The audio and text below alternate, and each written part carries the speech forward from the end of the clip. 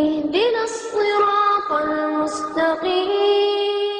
إن الحمد لله نحمده ونستعينه ونستغفره ونعوذ بالله من شرور أنفسنا ومن سيئات أعمالنا. من يهده الله فلا مضل له ومن يضلل فلا هادي له وأشهد أن لا إله إلا الله وحده لا شريك له وأشهد أن محمدا عبده ورسوله. أما بعد فإن خير الحديث كتاب الله وخير الهدي هدي محمد صلى الله عليه وسلم وشر الأمور محدثاتها وكل محدثة بدعة وكل بدعة ضلالة وكل ضلالة في النار. انسان کی گمراہی اور علم کے سلسلے میں غلط نتائج تک پہنچ جانا اکثر اوقات دو اسباب سے ہوتا ہے. دو سبب اس کے ہوتے ہیں کہ ایک آدمی علم کے میدان میں اور حقیقت تک پہنچنے کے لیے جو کوشش کرتا ہے اس کوشش میں ناکامی اور گمراہی اور غلط انجام تک پہنچنے کے دو سبب عام طور سے ہوتے ہیں. ایک سبب ہوتا ہے کہ ایک انسان تک جو معلومات پہنچتی ہے اس میں حق کے ساتھ باطل، صحیح کے ساتھ غلط، معتبر کے ساتھ غیر معتبر ملا ہوا ہوتا ہے، اور باطل کو بھی انسان حق سمجھ کر اس کی بنیاد پر فیصلے کرتا ہے اور ایسی چیزیں ایجاد کرتا ہے جن کا دین سے کوئی تعلق نہیں ہوتا ہے. وہ بے دینی کو یا ایسی چیز کو جو اللہ اور اس کے رسول کی نہیں ہے، جو دین میں نہیں ہے، جو آتھینٹک نہیں ہے، ایسی چیز کو وہ آتھینٹک سمجھ لیتا ہے، معتبر سمجھ لیتا ہے اور اسی کی بنیاد پر فیصلہ کرتا ہے، اور نتیجہ یہ ہوتا ہے کہ آدمی غلط نتیجے پر پہنچ جاتا ہے. وہ غلط استنباط کرتا ہے، وہ غلط مسئلہ اخذ کرتا ہے، وہ غلط عقیدے تک پہنچ جاتا ہے. آپ کو دکھائی دے گا بہت سارے مسلمان جو آج غلط عقائد میں مبتلا ہیں یا فقہی مسائل میں غلط نتیجے پر پہنچے ہیں، غلط مسئلہ انہوں نے اخذ کیا ہے.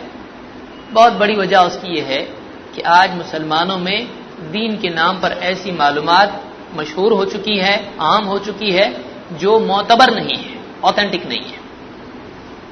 دوسری وجہ یہ ہوتی ہے گمراہی کی اور غلطی کی کہ ایک انسان معتبر علم کو لیتا ہے اور اس میں غور و فکر کر کے غلط نتائج پر پہنچتا ہے، اس کی غلط سوچ کی وجہ سے یا اس کے غلط طریقے فکر کی وجہ سے.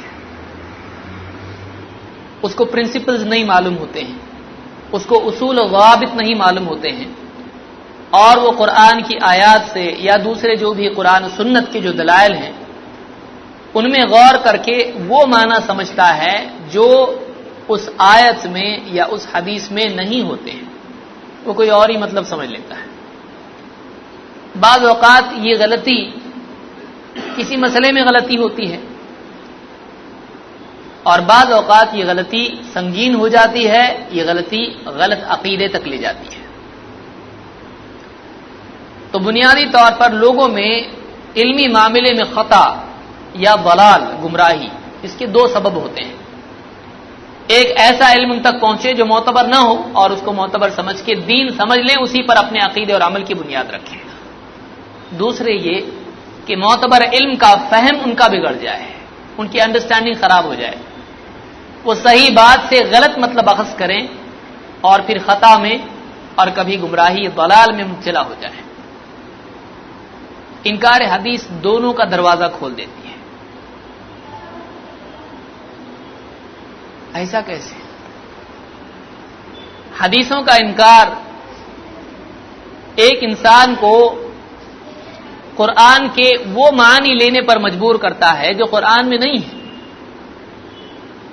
ایک انسان آزاد ہو جاتا ہے کہ قرآن کریم کے جو چاہے معنی اخذ کرے، اور جو بھی اس فکر کا حامل ہے، جو بھی اندھوں میں کانا راجا جیسے کہا جاتا ہے، تو جو بھی ان میں بڑا جانکار سمجھا جائے قرآن کا، رسول کی بات کو چھوڑ کے اس کی باتوں کو حجت اور دلیل بنانے لگتے ہیں. یہی ہوتا ہے. جو حدیثوں کو نہیں مانتے ہیں ان کا کیا حال ہوتا ہے؟ وہ صرف قرآن کے ماننے والے ہوتے ہیں. یہ تو میں آگے آؤں گا کہ انکار حدیث سے پیدا ہونے والی مصیبتیں کیا ہیں. ایک آدمی بوند بوند سے بھاگے اور پرنالے کے نیچے جا کے کھڑا ہو جائے تو اس کی اتنی محنت کیا ہوئی؟ بیکار ہوئی نا. کہ قطروں سے بچ کے پرنالے کے نیچے جا کے کھڑا ہو گیا, پورا پانی اس کے اوپر ایک ساتھ آ گیا, سارے قطرے ایک ساتھ پرنالے سے اس کے اوپر آ گئے. تو انکار حدیث کی کوشش اور اس فکر کے نتائج میں ایک بڑی مصیبت یہ بھی ہوتی ہے کہ ایک انسان حدیث کو حجت نہیں مانتا ہے, دلیل نہیں مانتا ہے, اور سرے سے حدیثوں کا انکار کر دیتا ہے. اب اس کے بعد ہوتا کیا ہے؟ وہ کسی اور کو وہ مقام دے دیتا ہے جو اللہ کے نبی صلی اللہ علیہ وسلم کے لیے تھا. اب وہ کسی ایسے آدمی کی تشریحات کو دین کا مأخذ سمجھنے لگتا ہے جو کہ نبی بھی نہیں ہے, اور اس کی ہر بات کو کہ قرآن میں یہ آیت ہے, اس کا یہ مطلب ہے, فلاں صاحب نے یہ سمجھایا ہے. تو اب کیا کرنے لگتا ہے؟ اس کے سمجھائے ہوئے کو دلیل ماننے لگتا ہے. تو نبی کی بات تو نہیں مانا, غیر نبی کی بات مانا. تو قرآن کے سمجھانے کے سلسلے میں نبی کو چھوڑ کے ایک غیر نبی کی بات اس کو ماننا پڑتا ہے. تو اس اعتبار سے ایک غیر معتبر چیز, ایک ایسی چیز جو شرعی حجت نہیں تھی, جس کو اللہ نے دلیل نہیں بنایا تھا, اس کو دلیل مان لینے کی وجہ سے اس کے افکار دین بن جاتے ہیں. ایک آدمی صحیح حدیث چھوڑ کے ضعیف حدیث لے کے عمل کر رہا ہے, اس کی بھی غلطی ہے. ایک آدمی جو ضعیف حدیث بھی نہیں, کسی اور ہی آدمی کی باتوں کو مان کے چل رہا ہے جو کسی حدیث پر بنیاد اس کی نہیں ہے. آپ بتائیے, تو ایک دم آزاد آدمی کو نبی کا مقام دے دینا ہے. اس کی ساری باتیں سمجھائی ہوئی, قرآن کا یہ مطلب, اس آیت کا یہ مطلب, جیسے وہ بتلایا اس کو ماننا شروع کرتا ہے. انکار حدیث قرآن کی تحریف کا دروازہ کھولتی ہے. غور کریں ان الفاظ پر آپ کہ انکار کرنا حدیثوں کا قرآن کی تحریف کا دروازہ کھولتا ہے. اسی لیے آپ کو ملے گا کہ بہت سارے انکار کرنے والے حدیث کے نماز کے معنی دعا کے لینے شروع کر دیتے ہیں. اگر یہ تمہاری نماز کوئی نماز ہے, قرآن میں ایسی نماز نہیں ہے. تو نماز کیا ہے؟ بس نماز ڈکشنری میں ملے گی کیا ہے؟ ڈکشنری میں نماز کا صلاۃ کے کیا معنی ہے عربی زبان میں؟ دعا کے ہیں. صلاۃ کے معنی عربی زبان میں دعا کے ہیں. تو بس دعا اور صلاۃ ایک ہی ہے, بس دعا کر لینا کافی ہے. نماز چھوٹ گئی, نماز چھوٹ گئی. نماز کی بجائے دعا اب کیا ہو گئی؟ صلاۃ بن گئی. تو انکار حدیث ایک انسان کو غلط ماخذ کو حجت ماننے پر بھی مجبور کرتا ہے, اور انکار حدیث ایک انسان کو قرآن کے غلط معنی لینے پر بھی مجبور کرتا ہے. تو جو دو گمراہیاں, دو میں سے ایک میں اکثر آدمی پڑتا ہے, انکار حدیث میں دونوں کا دروازہ آدمی کھول لیتا ہے. یہ بہت بڑی مصیبت ہے. اس لیے ایسے ایسے معانی قرآن کی آیات کے لوگ لیتے ہیں کہ آج تک امت میں بہت بڑے بہادر ہمت کرنے والے گمراہ انہوں نے بھی نہیں نکالے. کچھ کا کچھ مطلب, اول فول, اوٹ پٹانگ, کچھ بھی مطلب لینا ہے. ایک دم عجیب و غریب دین, ایک عجیب و غریب دین ان کا اپنا بن جاتا ہے کہ جس میں ہر آدمی جو چاہے مطلب لے سکتا ہے. تو خلاصہ کلام یہ کہ جس موضوع پر ہم گفتگو کر رہے ہیں بہت سنگین موضوع ہے. ہو سکتا ہے کسی کو محسوس ہو کہ کیا یہ اتنا امپورٹنٹ ٹاپک ہے, کیا انکار حدیث, ہم سب تو حدیث کو مانتے ہیں, تو ہمارے سامنے ان باتوں کے بیان کرنے کا کیا مقصد ہے؟ اس کا مقصد یہ ہے کہ ایک بہت بڑا فتنہ جو حدیث کے انکار کی طرف لے جاتا ہے تحقیق کے دور میں انسان کو, اس دور میں آ کے ہم حدیث کے اس انکار کے فتنے سے پہلے ہی سے بچنے کے لیے تیار ہو جائیں, ہمارے اندر اس فتنے سے بچنے کی استعداد پیدا ہو جائے. اگر کل کو کوئی اور آدمی ہمارے سامنے آ کے کوئی ایسی بات بیان کرے جس سے حدیث کا انکار ثابت ہوتا ہو, وہ ہم پر دعوت دینا شروع کر دے, تو ایسی صورت میں ہم اس کو سمجھائیں کہ دیکھو یہ بات نہیں, ایسی بات ہے. قرآن کے ساتھ ساتھ حدیث کو ماننا ضروری کیوں؟ اس لیے کہ اس کی یہ دلیل ہے.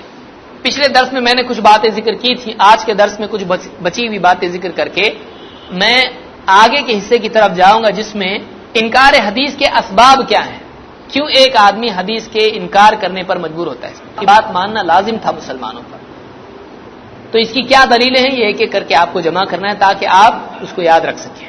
اللہ تعالیٰ قرآن کریم میں سورہ النور آیت نمبر 62 میں فرماتا ہے 62 انما المؤمنون الذين آمنوا بالله ورسوله وإذا كانوا معه على أمر جامع لم يذهبوا حتى يستأذنوه، ایمان والے تو وہ ہیں جو اللہ اور اس کے رسول پر ایمان لاتے ہیں۔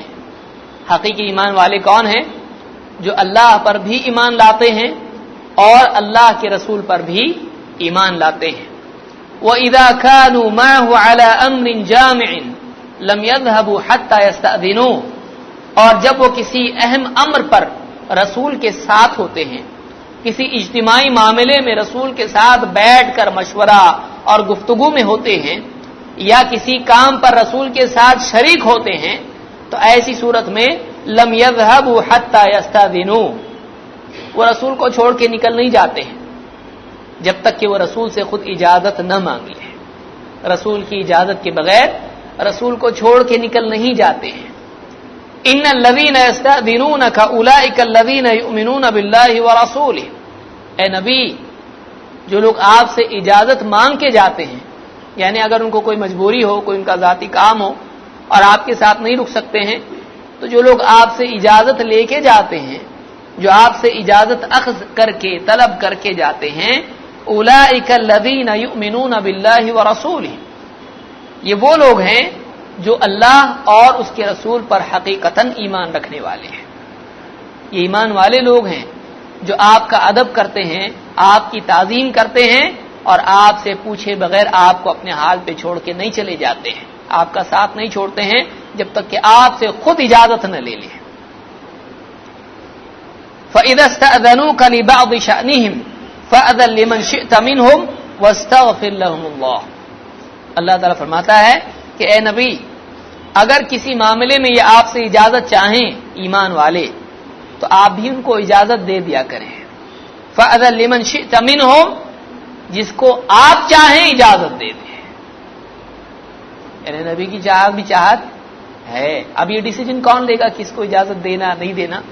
اللہ کی طرف سے وحی آئے گی، اللہ کی طرف سے قرآن میں آیت آئے گی فلاں ابن فلاں کو اجازت دے، اللہ نے اتھارٹی دی اللہ کے نبی صلی اللہ علیہ وسلم کو، اگر اللہ کے رسول صلی اللہ علیہ وسلم چاہیں تو اجازت دے، ٹھیک ہے تم جا سکتے ہو، اگر نہیں کہتے ہیں تو ماننا ضروری ہو جائے گا۔ فَأَذَن لِمَنْ شِئْتَ مِنْهُمْ، ان میں سے جس کے بارے میں آپ کی چاہت ہو، آپ چاہیں، آپ کو اختیار ہے، آپ جس کو چاہیں اجازت دیں، وَاسْتَغْفِرْ لَهُمُ اللَّهُ، اور اس کے لیے مغفرت کی دعا بھی آپ کر دیا کریں۔ ان اللہ غفور الرحیم، بلا شبہ اللہ تعالیٰ بڑا مغفرت کرنے والا، رحم فرمانے والا ہے۔ یہ سورہ نور کی آیت نمبر 62 ہے۔ اس میں اللہ تعالیٰ نے ایک بہت بڑی بات یہاں ذکر کی، اللہ کے نبی صلی اللہ علیہ وسلم کا فیصلہ ماننا مسلمانوں پر ضروری تھا کہ نہیں۔ یہ ان لوگوں کے لیے جو کہتے ہیں بس ان کا کام کیا تھا، اللہ کے رسول صلی اللہ علیہ وسلم کا قرآن لائے، آیت آئی، یہ لو میں چلا، ایسا تھا نہیں، بلکہ اللہ کے نبی صلی اللہ علیہ وسلم کا معاملہ یہ تھا، آپ کی ذمہ داری یہ تھی کہ مسلمانوں کے معاملات میں آپ کو بیٹھ کے فیصلہ کرنا ضروری تھا، اور آپ کے ساتھ میں رہنے والے آپ کی اجازت کے بغیر کہیں جا نہیں سکتے تھے۔ ان کے لیے ضروری تھا کہ رسول سے اجازت چاہے ہم جائیں، ہم جانا چاہتے ہیں، ہمارا مسئلہ ہے، ہم کچھ مصروفیت ہے، ہم جائیں کہ نہیں جائیں، رسول کا حکم ماننا ان پر ضروری تھا کہ نہیں تھا۔ رسول اللہ صلی اللہ علیہ وسلم کہیں جاؤ تو جا سکتے ہیں، کہیں نہیں جانا تو نہیں جا سکتے ہیں۔ تو اس سے یہ بات ثابت ہوئی، اور اس میں یہ بتایا گیا کہ جس کو آپ چاہیں، تو کس کے حوالے کیا گیا؟ رسول کے حوالے۔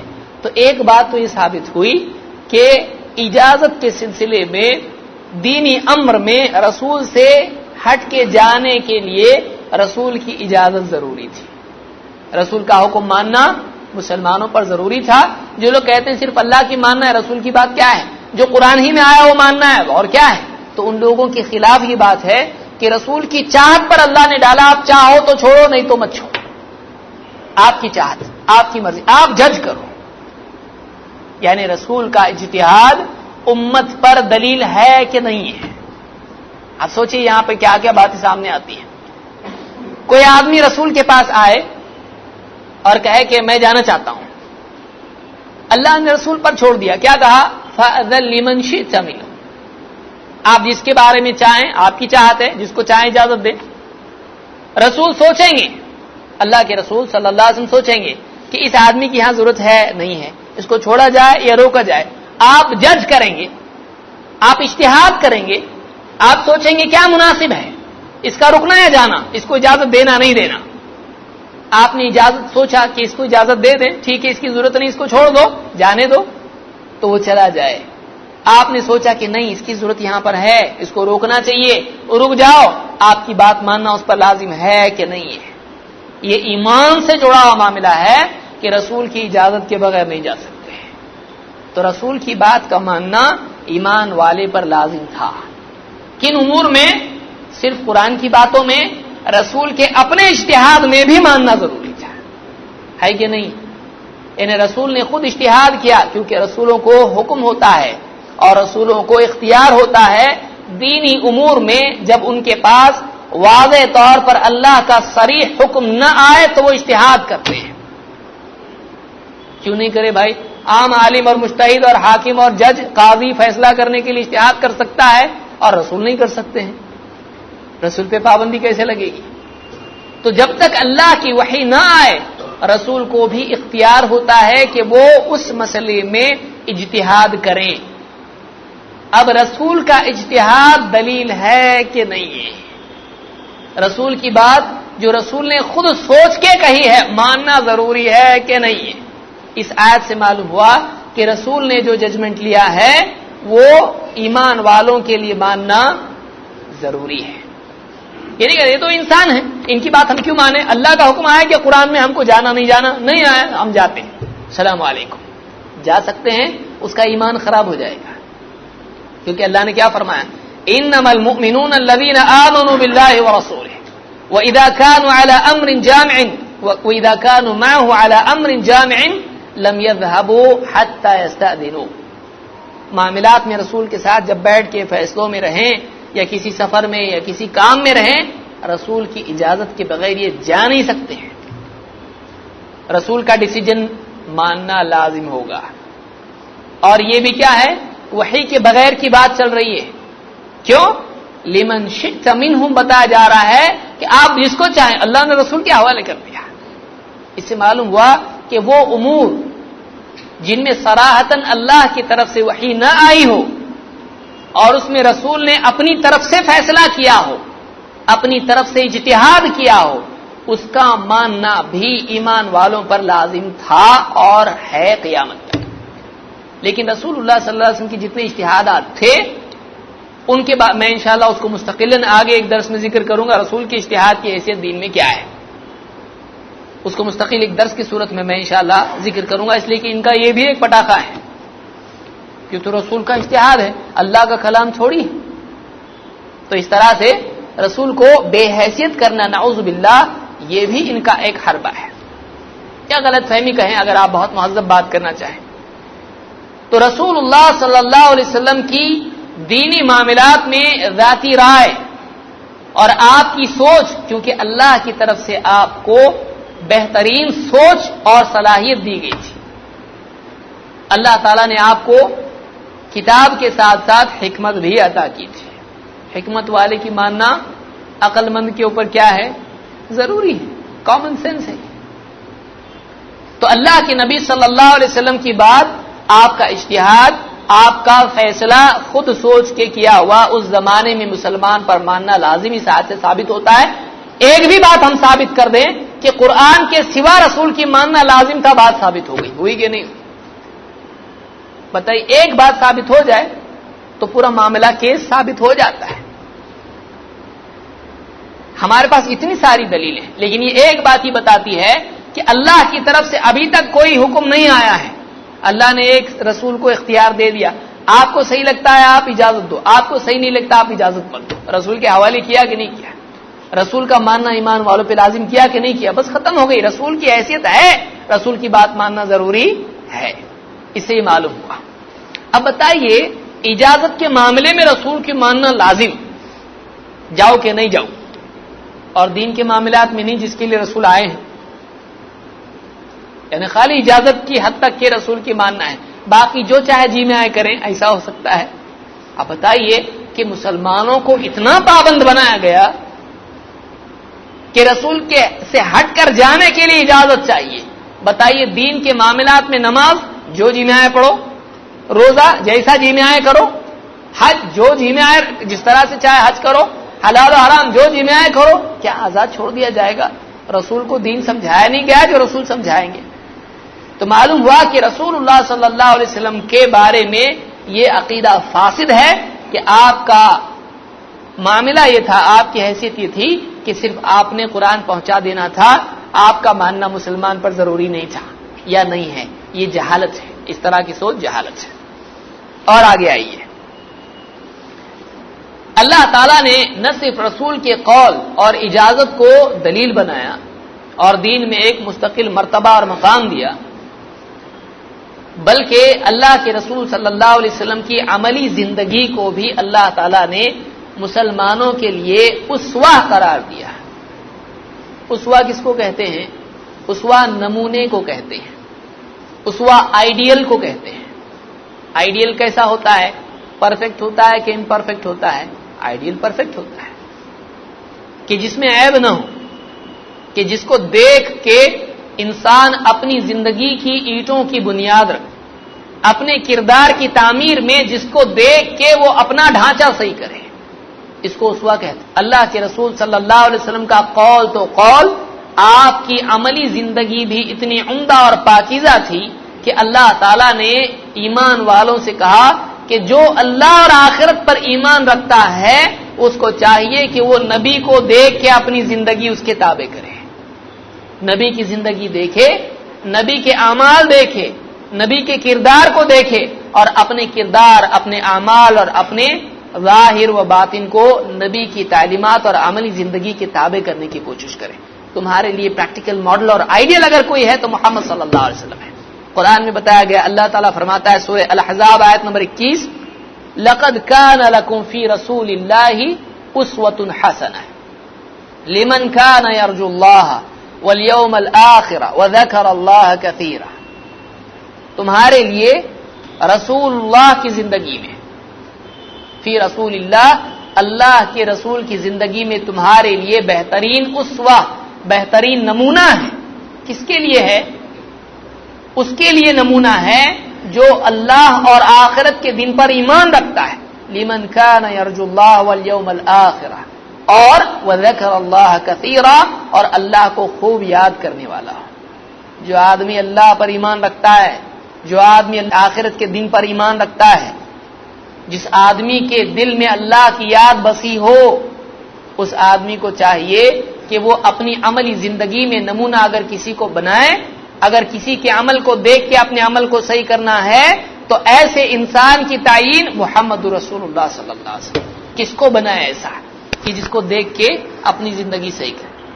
اب بتائیے، اس آیت سے معلوم ہوا کہ حدیثیں دین میں دلیل ہیں۔ کیوں؟ قرآن میں اللہ کے نبی صلی اللہ علیہ وسلم کی عملی زندگی ہے؟ نہیں ہے۔ اللہ کے نبی صلی اللہ علیہ وسلم کی عملی زندگی نمونہ ہے کہ نہیں ہے؟ ہے۔ تو جب نمونہ ہے تو دیکھنا پڑے گا۔ کہاں دیکھیں؟ قرآن میں۔ قرآن میں اللہ نے بتایا اللہ کے نبی صلی اللہ علیہ وسلم ایسے چلتے تھے، ایسے اٹھتے تھے، ایسے کھاتے تھے، ایسے پیتے تھے، ایسا ہنستے تھے، آپ کا کردار ایسا تھا، آپ یہ عمل، اللہ کا حکم نماز کا ہے، صلاۃ ہے، آپ صلاۃ ایسے ادا کرتے تھے، صیام ایسے رکھتے تھے، آپ حج ایسا کرتے تھے، آپ صلی اللہ علیہ وسلم بیویوں سے ایسا سلوک کرتے تھے، آپ لوگوں کے ساتھ، بچوں کے ساتھ ایسا سلوک کرتے تھے، دشمن سے آپ نے ایسا سلوک کیا۔ پریکٹیکل لائف، عملی زندگی محمد رسول اللہ صلی اللہ علیہ وسلم کی قرآن میں نہیں ہے، وہ تو آپ کو دیکھنے سے معلوم پڑے گی۔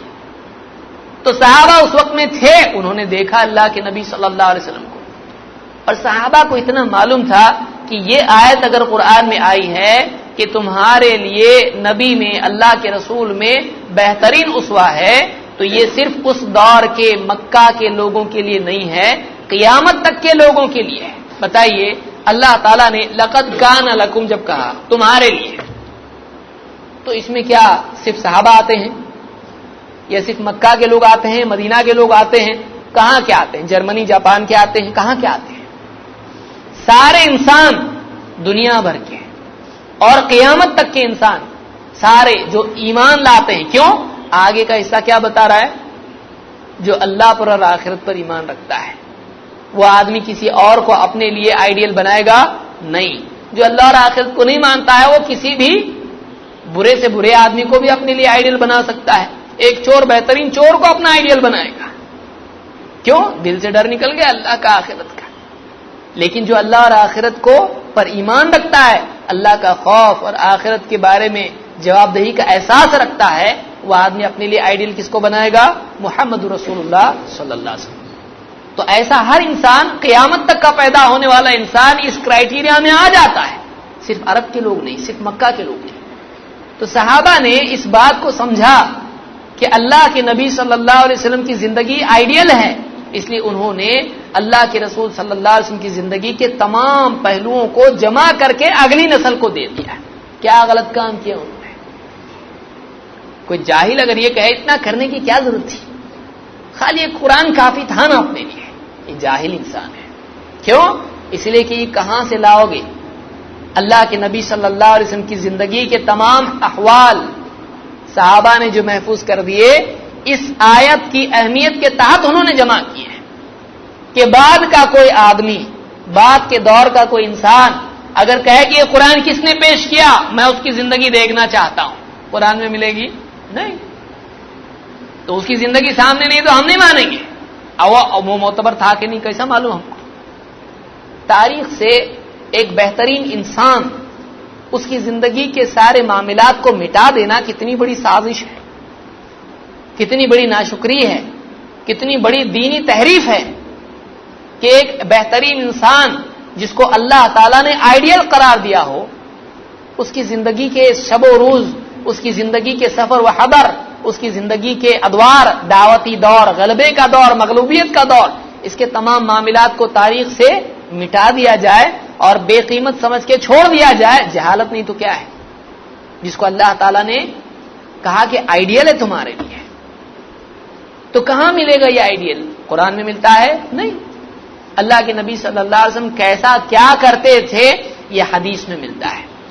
تو جب محمد صلی اللہ علیہ وسلم کی پریکٹیکل لائف آئیڈیل اور ماڈل ہمارے لیے ہے تو ضروری ہوا کہ ہم تلاش کریں کہ وہ ماڈل اور وہ آئیڈیل ہم کو کہاں پر سمجھ میں آئے گا.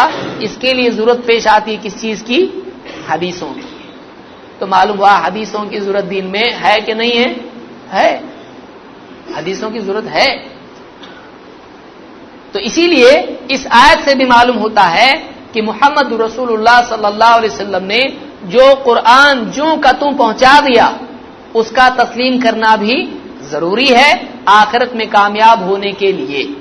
نمبر 2، جس قرآن کو پہنچا کے اس کو آپ نے عملاً کر دکھایا، اس پر عمل کر کے دکھایا اور اللہ کے بندوں میں بہترین بندے بن کر لوگوں کو بتایا، تو آپ کی زندگی کو دیکھنا اور آپ کی زندگی کو اپنے لیے دلیل بنانا یہ بھی ضروری ہے. تو قرآن کے ساتھ ساتھ اسوہ رسول بھی حجت ہونا کیا ہوا؟ ثابت ہوا. اور اسوہ رسول معلوم ہوتا ہے کہاں سے؟ اس کا سورس آف انفارمیشن کیا ہے؟ کہاں سے معلوم پڑے گا اسوہ رسول؟ اللہ کے نبی صلی اللہ علیہ وسلم کی حدیث سے معلوم پڑے گا. تو حدیث بھی دلیل ہے، اس آیت سے ثابت ہوتا ہے. اور آئیے آگے، اللہ تعالیٰ نے حلال حرام اور تعلیمات اور بہت ساری چیزوں کی نسبت نبی کی طرف کی تاکہ بعد میں آنے والوں کو معلوم ہو کہ اس نبی نے جس کو حلال بتایا اس کو حلال ماننا ضروری ہے، اس نبی نے جس کو حرام بتایا اس کو حرام ماننا ضروری ہے. اور بھی باتیں ہیں. اور پھر قرآن کا نمبر آتا ہے. قرآن بھی اللہ نے ذکر کیا، تفریق کر کے بتلایا. دیکھیے مثال کے طور پر اللہ تعالیٰ سورہ الاعراف آیت نمبر 157 میں فرماتا ہے الذین یتبعون الرسول النبی الامی، وہ لوگ جو پیروی کرتے ہیں، جو اتباع کرتے ہیں، جو فالو کرتے ہیں. کس کو؟ الرسول النبی الامی، اس رسول کو کی اتباع کرتے ہیں، اس رسول کی، اس نبی کی جو کہ امی ہے. جو نبی امی ہے، پڑھا لکھا نہیں ہے، ان پڑھ ہے، جن کو لکھنا پڑھنا نہیں آتا ہے، اس رسول کی اتباع کرتے ہیں الذی یجدونہ مکتوبا عندہم فی التوراۃ والانجیل، جس کا تذکرہ وہ لکھا ہوا پاتے ہیں اپنے پاس تورات میں بھی اور انجیل میں بھی. یعنی اس رسول کا تذکرہ کہاں کہاں آیا ہے؟ تورات میں بھی آیا ہے، انجیل میں بھی آیا ہے. یأمرہم بالمعروف وینہاہم عن المنکر، یہ رسول ان کو بھلی باتوں کی تاکید کرتا ہے، معروف کا امر کرتا ہے اور برائیوں سے منع کرتا ہے. اچھائیوں کی تاکید کرتا ہے، اچھائیوں کا حکم دیتا ہے اور برائیوں سے منع کرتا ہے. کون؟ رسول. اور وَيُحِلُّ لَهُمُ الطَّيِّبَاتِ، اور پاک چیزیں، عمدہ چیزیں، حلال چیزیں ان کے لیے حلال ٹھہراتا ہے. وَيُحَرِّمُ عَلَيْهِمُ الْخَبَائِثَ، اور گندی چیزیں، ناپاک چیزیں، خبیث چیزیں ان کے لیے حرام قرار دیتا ہے. کون؟ رسول. بھلائی کا حکم دیتا ہے، برائی سے منع کرتا ہے اور پاک چیزوں کو حلال کرتا ہے اور خبیث چیزوں کو حرام قرار دیتا ہے. کون؟ رسول. وَيَضَعُ عَنْهُمْ إِصْرَهُمْ وَالْأَغْلَالَ الَّتِي كَانَتْ عَلَيْهِمْ، اور ان پر جو بوجھ تھے، پچھلی شریعتوں میں سختی تھی، ان پر جو بوجھ تھے اور ان کے گلوں میں جو طوق پڑے ہوئے تھے ان کو نکال ڈالتا ہے. کون؟ یہ رسول.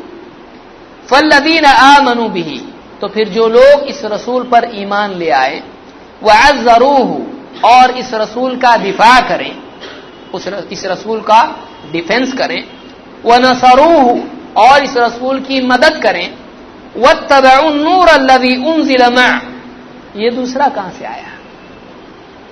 اور اس نور کی اتباع کی جو اس رسول کے ساتھ نازل ہوا ہے.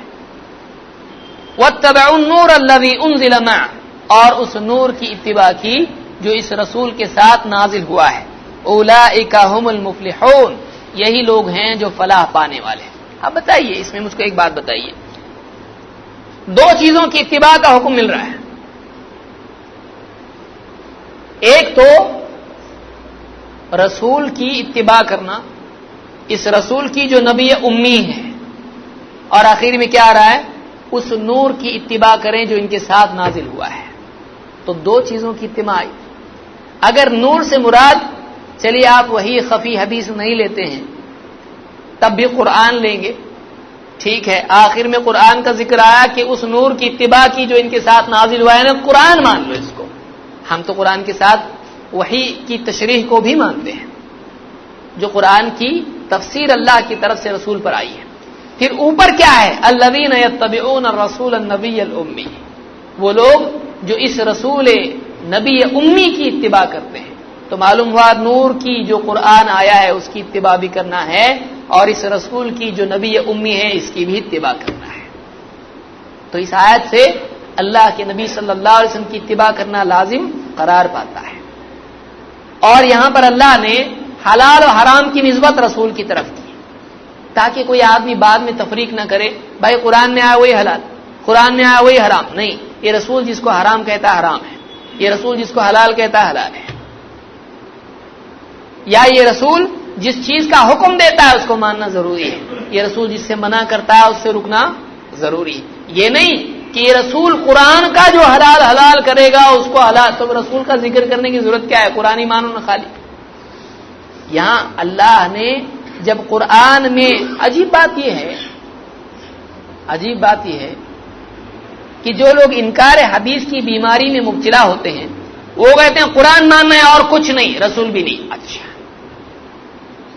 تو ہم جب کہتے ہیں قرآن میں اس آیت میں بتایا گیا کہ رسول کی اتباع کریں اور اس نور کی اتباع کریں، وہ کہتے ہیں رسول کی اتباع کرنا بھی اس نور کی اتباع میں، آپ کو کیوں مانیں؟ خالی قرآن کو مانیں گے. یعنی جب ہم قرآن کے ساتھ نبی کی بات کو منواتے ہیں تو کہتے ہیں نبی کی نہیں، صرف قرآن کی. اور جب قرآن کی یہ آیات ان میں سے ہم نبی کے بارے میں بتلاتے ہیں کہ نبی کی ماننا ہے تو کہتے ہیں نہیں، اس کا یہ مطلب ہے، تو آپ کی کیوں مانیں ہم؟ آپ کی نہیں، نبی کی اور قرآن کی. سمجھ میں آ رہی بات؟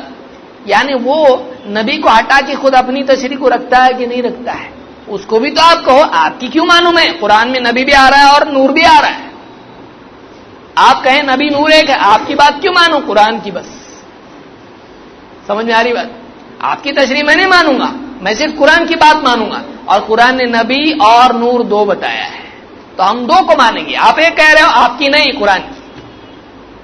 تو اگر وہ قرآن کی راہ سے بھی آئے اور کہ قرآن کے سوا کچھ نہیں ماننا ہے، تو قرآن پہلے مرحلے میں بتا دیتا قرآن کے ساتھ نبی کی بھی ماننا ہے. ہاں تیری نہیں ماننا ہے. یہ کیا کر رہا ہے؟ نبی کو ہٹا کے میری مانو، میں جیسا سمجھا رہا ہوں قرآن سمجھو. آپ کی کیوں مانے ہم؟ نبی کی کیوں نہیں مانے ہم؟ آپ کی تشریح مانے اور نبی کی نہیں مانے، اس سے بڑھ کے اندھاپن کیا ہو سکتا ہے؟ آپ کے سر پہ قرآن نازل ہوا ہے، آپ 1400 سال بعد آ کے ہم کو قرآن سمجھاؤ، آپ کی تشریح ہم مان لیں. اور جس کے سفر و حضر میں جس پر قرآن نازل کرنے کے لیے اللہ نے جس کو چنا کہ پہاڑوں پر اگر نازل کیا جاتا تو پہاڑ ریزہ ریزہ ہو جاتے اللہ کے ڈر سے، اور اس نبی کے قلب کو اللہ نے چنا قرآن کے نازل کرنے کے لیے. اتنا بڑا عظیم الشان نبی جس کے قلب کو اللہ تعالیٰ نے قرآن کی نزول کے لیے چنا کہ پہاڑ بھی اس لائق نہیں تھے، اور اس نبی کا قلب ہے. اس نبی کے قلب میں آنے والے افکار اگر اس نبی کی زبان مبارک سے نکلتے تو کیوں نہیں مانیں گے؟ بھائی جس برتن میں جو ہوتا ہے وہی نکلتا ہے نا اس سے. اور علم کا برتن انسان کا قلب ہے، اور نبی کے دل میں کون سا علم ہے؟ ربانی علم ہے، اللہ کی طرف سے آیا ہوا کلام نبی کے قلب میں ہے. اب نبی کے قلب سے اگر نبی کی زبان سے کچھ بات نکلتی ہے تو وہ قلب اللہ کی وحی سے معمور ہے. اسی نبی کے کلام کو ماننا کتنی بڑی بات ہے.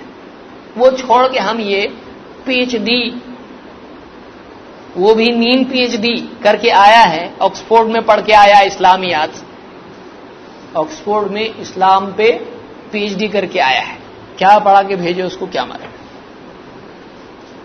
نبی کو چھوڑ کے جس کا معلم اللہ تعالیٰ ہے، علمہ شدید القوا، جبریل کو بھیج کے اس کو پڑھایا گیا ہے، اس کو چھوڑ کے یہ گیبریل جس کو پڑھا کے گیا ہے، پروفیسر گیبریل، اس کی بات کو ہم مانیں؟ کتنی افسوس کی چیز ہے، انسان چننے میں کتنی غلطی کرتا ہے. دیکھیے حدیث کو چھوڑ کے حدیث کی جگہ فل اپ کرنا ضروری ہے. ایسا نہیں ہوگا حدیث ریجیکٹ، ابھی کچھ نہیں بس قرآن بچا، نہیں، وہ جگہ ہے. حدیث ہٹائے گا دوسرے کو رکھے گا اس کی جگہ پہ. ہم میں ان میں ایک ہی فرق ہے، ہم کہتے ہیں حدیث کی جگہ پہ حدیث کو رکھو، اس کو مانو. وہ کہتے نہیں حدیث نہیں. کون؟ ہماری سوچ، فلانے کی سوچ، فلانے کی سوچ، سائنس، عقل، لاجک، یہ چیزیں حدیث کی جگہ پہ رکھتے ہیں. جگہ وہ تو رہے گی ہی، وہ جگہ خالی نہیں ہوگی. اس جگہ کیا رکھنا ہے وہ چنتے ہیں. ہم اس جگہ حدیث کو رکھتے ہیں، یہ آپ اس جگہ کیا کرتے ہیں؟ ایسی چیزوں کو رکھتے ہیں جس کو اللہ نے دلیل نہیں بنایا ہے، اور کوئی فرق نہیں ہے. تو خلاصہ کلام یہ کہ اللہ تعالیٰ نے ان آیات میں قرآن جس کو نور اللہ نے کہا ہے، یا جس کو ہم وحی کہیں گے، قرآن کے ساتھ ساتھ جو بھی وحی، کیونکہ اللہ نے نہیں کہا قرآن، اللہ نے کہا وہ نور جو نازل ہوا ہے، تو قرآن بھی آئے گا اور قرآن کی تشریح بھی اس میں آنا چاہیے. لیکن بطور جدل اگر اس کو صرف قرآن ہم تسلیم کر لیں، تب بھی قرآن کی اتباع کے ساتھ ساتھ نبی کی اتباع کا جب اللہ نے ذکر کیا ہے تو کیوں نہ دونوں کو مانا جائے؟ کیوں نہ ہم یہ مانیں قرآن کی بھی اتباع اور نبی کی بھی اتباع؟ پرابلم کیا ہے؟ جب اللہ کہہ رہا ہے واضح الفاظ میں، جب آپ کہتے ہو کہ قرآن ہی، تو پھر قرآن ہی کیوں نہیں؟ آپ کی تشریح کیوں؟ یہ ہمارا استدلال رہنا چاہیے، اس کو یاد رکھیے آپ لوگ. تو یہ سورہ الاعراف کی آیت نمبر 157 تھی. اب ہم آتے ہیں، ایک آیت ہے لیکن میں اس کو بعد میں جا کے ذکر کروں گا، اس طرف کہ وہ کیا اسباب ہیں، کیوں ایک غریب حدیث کے انکار کے اوپر مجبور ہو جاتا ہے، کیوں وہ کہتا کہ ہم حدیث کو نہیں مانیں گے، ہم قرآن کو مانیں گے.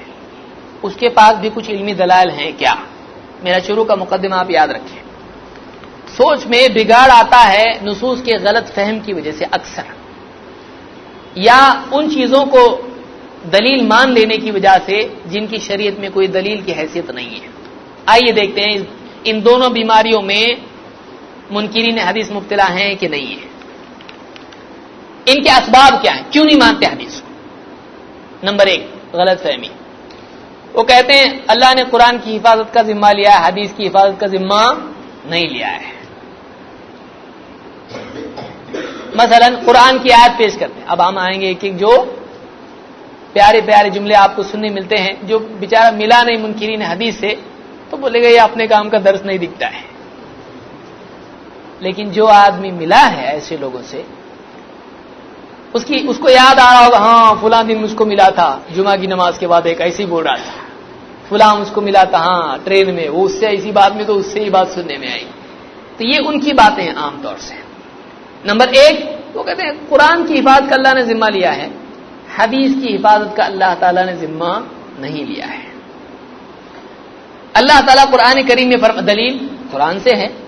سورہ الحجر آیت نمبر 9 اللہ تعالیٰ نے فرمایا انا نحن نزلنا الذکر وانا له لحافظون.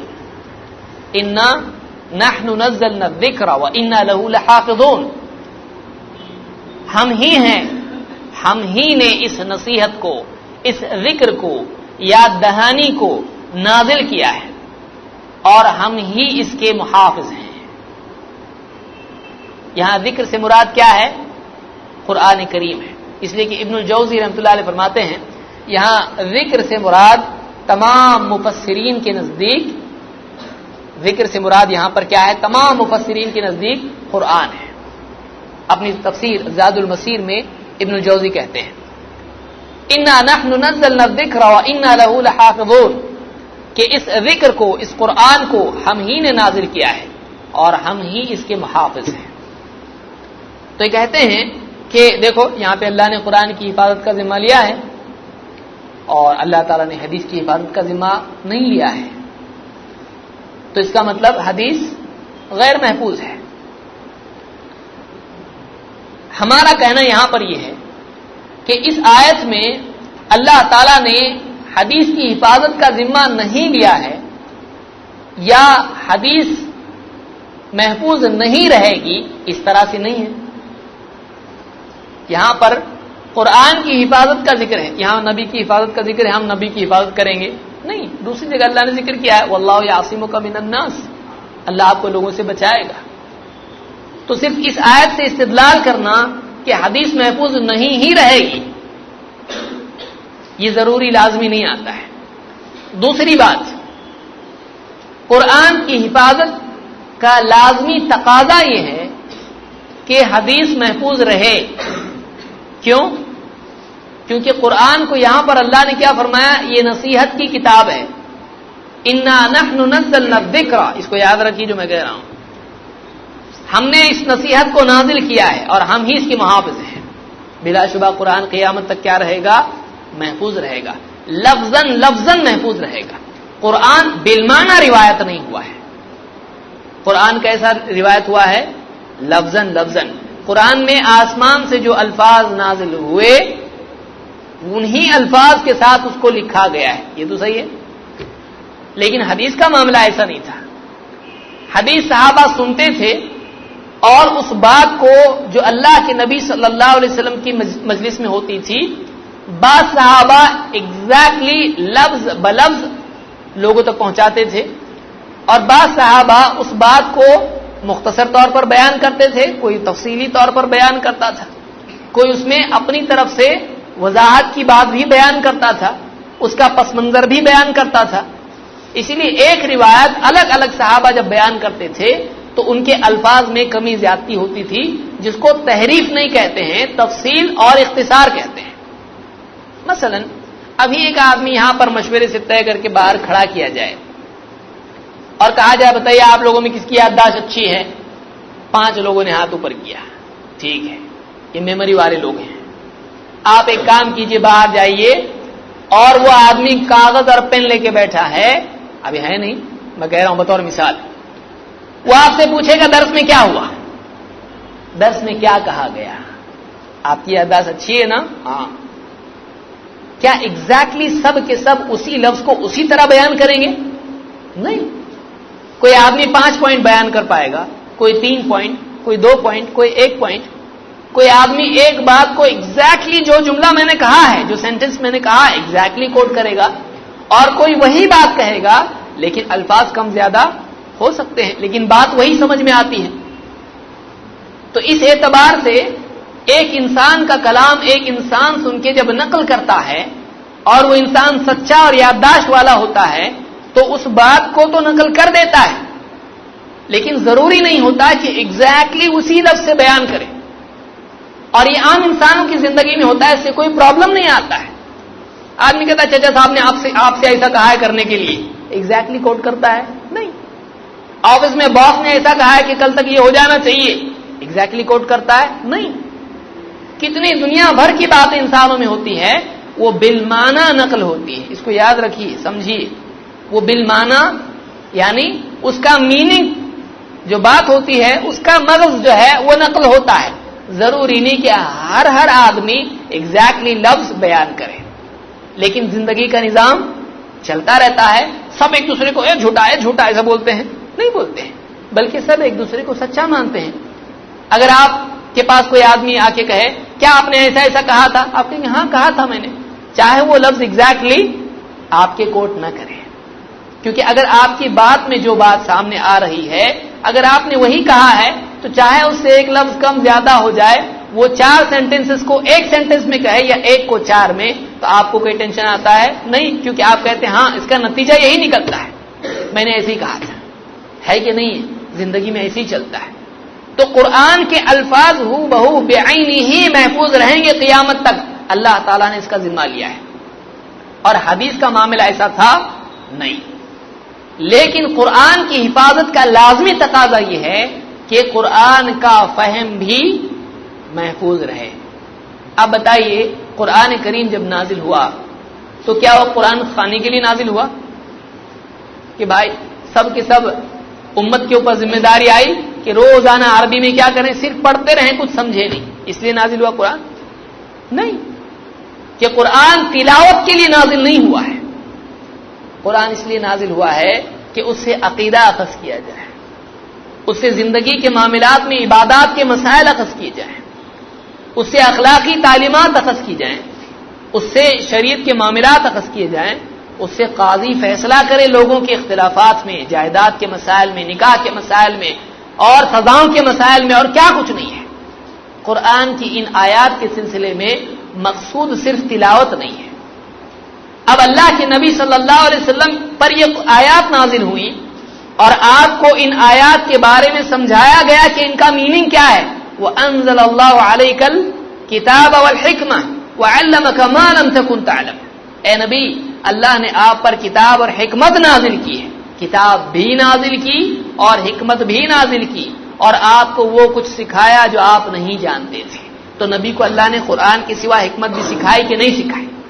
پھر نبی صلی اللہ علیہ وسلم نے جو اپنی زندگی میں اس قرآن کو سمجھایا، اس پر عمل کر کے دکھلایا، اور اپنے معاشرے میں اس احکام کی، قرآن کے ان احکام کی عملی تنفیذ کی، کیا وہ دلیل نہیں بنے گا وہ سب چھوڑ کے خالی آیات لینا ہے؟ تو قرآن کے ساتھ ساتھ ضروری ہے، لازم ہے کہ قرآن کے معنی کی بھی حفاظت ہو. تو قرآن کی حفاظت میں اپنے آپ قرآن کے مفہوم کی حفاظت آ جاتی ہے. سمجھ میں آ رہی کہ نہیں بات؟ اگر قرآن اس لیے آتا کہ امتی سب کے سب صرف قرآن پڑھتے رہیں، نہ سمجھیں، صرف عربی کی تلاوت کریں سارے کے سارے، اس کو سمجھے نہیں، تب تو یہ بات کوئی مسئلہ نہیں تھا. بس قرآن محفوظ ہے، پڑھتے رہو، جتنے الفاظ اس زمانے میں تھے آج بھی اتنے ہی ہیں، پڑھتے رہو. لیکن قرآن اس لیے نہیں آیا ہے. قرآن پڑھنے کے ساتھ ساتھ سمجھنے اور عمل کرنے کے لیے آیا ہے. تو سمجھنے کے لیے اور عمل کرنے کے لیے نبی کی تشریح جب اس دور میں ضروری تھی تو قیامت تک ضروری ہے کہ نہیں ہے؟ جب ضروری ہے تو ایک قوم کو دے دے اللہ، دوسروں کو محروم کر دے اس سے. اب بتائیے قرآن کی حفاظت کا فائدہ کیا ہوا؟ تو اللہ تعالیٰ کا دین اس دور میں تھا، بعد میں باقی نہیں رہا، یہ مطلب نکلے گا کہ نہیں نکلے گا؟ تو قرآن کی آیات کی حفاظت کا لازمی تقاضا ہے کہ قرآن کے معنی، قرآن کی تفسیر اور قرآن کی آیات کا عملی انطباق بھی، پریکٹیکل اپلیکیشن بھی محفوظ رہے، جو حدیث کی صورت میں آج ہمارے سامنے ہے اور محفوظ ہے. فرق صرف اتنا ہے کہ قرآن کی آیات کے اندر تحریف کرنے سے لوگوں کو روک دیا گیا، قیامت تک کے نہیں کر سکیں گے. اللہ تعالیٰ نے بعین ہی اس کی حفاظت کی ہے، جو کا توں قرآن آج بھی باقی ہے. لیکن چونکہ حدیث زبان در زبان نقل ہوتی تھی، لوگوں نے اس میں ملایا، تو پھر اللہ نے ایسوں کو پیدا کیا کہ جنہوں نے ملائے ہوئے کو الگ کر دیا۔ اب بتائیے قرآن کی حفاظت کا کیا یہ مطلب ہے کہ کوئی آدمی اس میں کچھ لکھنا چاہ رہا اپنی طرف سے لکھ ہی نہیں سکتا ہے، قلم ہی نہیں چل رہا، ایسا ہے؟ کئی پرنٹنگ مسٹیک ہوتے ہیں قرآن کے سلسلے میں، مولوی صاحب بولتے تھے کہ یہاں سے نقطہ غائب ہے، پڑھتے پڑھتے کسی کو آ جاتا ہے دیکھو یہاں پہ کچھ تو مسٹیک ہوئی ہے۔ کیوں؟ اس لیے کہ قرآن کتابت سے ہوتا ہے اور کاتب کی غلطی ہو سکتی ہے کہ نہیں ہو سکتی ہے؟ تو کیا کوئی یہ کہہ سکتا ہو دیکھو قرآن میں نقطہ غائب ہو گیا، قرآن محفوظ نہیں رہا؟ کوئی کہہ سکتا ہے؟ یا امام صاحب پڑھنے میں تراویح میں آیت غلط پڑھ لیں یا آیتیں چھوڑ دیں تو کوئی آدمی کو اس کو ہارٹ اٹیک آ جائے، کیوں؟ قرآن محفوظ نہیں رہا، امام صاحب نے غلط پڑھ لی ہے۔ پیچھے سے لقمہ دینے والا لقمہ دیتا ہے، کیوں؟ وہ غلط پڑے گا، پکڑنے والا تو حفاظت اس کو بھی کہتے ہیں کہ نہیں کہتے؟ یعنی کوئی غلطی کرنے والا غلطی کرے گا لیکن وہ غلطی باقی رہے گی۔ اب سب نے امام صاحب سے جو غلط سنا تھا تراویح میں، پوری دنیا میں اس کو کیا کر دیا گیا فیمس، اور سب وہی ماننے لگے، ایسا ہوتا ہے؟ نہیں، بلکہ ایک غلطی کرتا ہے قرآن کے پڑھنے میں یا کتابت میں تو باقی لاکھوں ہزاروں لوگ ہوتے ہیں جو اس غلطی کو پکڑ کے اس کو درست کرتے ہیں اور ایکچوئل ٹیکسٹ پھر بھی باقی رہتا ہے۔ صحیح ہے؟ تو اگر یہی حدیث میں ہو تو پرابلم کیا ہے کہ کوئی آدمی جھوٹی حدیث پھیلا دے؟ ٹھیک ہے، اب پکڑنے والے پکڑ لیے اس کو، کہاں سے لایا؟ حدثنا حدثنا حدثنا، بتاؤ۔ اب وہ جھوٹا ثابت ہو گیا یا وہ ایسا آدمی ثابت ہو گیا جس پر اعتبار نہیں کر سکتے، اس کی حدیث کو چھوڑ دیا گیا، تو غلطی کو پکڑ لیا جائے تو بھی اس کو حفاظت کہتے ہیں۔ اس کو سمجھیے آپ، غلطی ہو جانے سے محفوظ نہیں رہا، ایسا نہیں ہوتا ہے۔ غلطی کے باقی رہ جانے سے اور اس کا سب میں پھیل جانے سے پھر جو تبدیلی آ جاتی ہے پھر کہا جاتا ہے کہ اب محفوظ نہیں رہا۔ کیوں؟ غلطی جم گئی، حدیث میں غلطی جمی نہیں، اس کو پکڑنے والوں نے پکڑا ہے۔ تو آج بھی اگر پیمانہ ختم ہو جائے تحقیق کا، جیسا کہ پچھلی کتابوں میں ہوا، پیمانہ ہی ختم ہو گیا۔ آج انسان کی تشریح اور رب کا کلام، تورات ہو، زبور ہو، انجیل ہو، اس میں جو انسان کی کلمات جو انسان نے اپنی عقل سے جو سوچ سوچ کے ٹھونس دیا اس کتاب میں، آج کوئی پیمانہ اور ذریعہ ان کے پاس نہیں رہا کہ دونوں میں فرق کر سکے۔ اس لیے اب کیا ہو گیا؟ انسانی کلام اور اللہ کا کلام مکس اپ ہو گئے اور اس میں فرق کا کوئی پیمانہ باقی نہیں رہنے سے غلطی جم گئی، باقی رہ گئی۔ کیا حدیث میں ایسا ہے؟ نہیں۔ حدیث میں پکڑا جا سکتا ہے کہ نہیں جا سکتا ہے؟ اس آدمی کی میموری خراب تھی، یہ ریلائبل نہیں ہے، اس کو نہیں لیا جائے گا گواہ کے طور پر، اس نے جو پہنچایا اس کو آتھینٹک نہیں مان سکتے۔ کیوں؟ اس لیے کہ اللہ نے عورت کی گواہی کو، اکیلی عورت کی گواہی کو تسلیم نہیں کیا ہے مال کے سلسلے میں۔ کیوں؟ اس کی فیلڈ نہیں ہے۔ ہاں، لیکن کچی یادداشت والی عورت، اس کے ساتھ میں ایک دوسری عورت اگر ہو، اس کی بھی یادداشت کچی ہے، دونوں اگر ایک دوسرے کو یاد دلائیں اور بات ایک ہی نکلے تو مانا جائے گا۔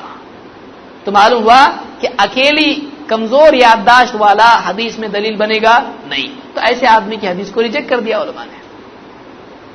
کیریکٹر اچھا نہیں ہے تو اللہ تعالیٰ نے عدل اور ایسا آدمی جو کردار کے اعتبار سے مضبوط اور پختہ ہو اس کو گواہ بنانے کے لیے کہا، ان جاءکم فاسق بنبأ فتبینوا۔ اللہ نے کیا فرمایا؟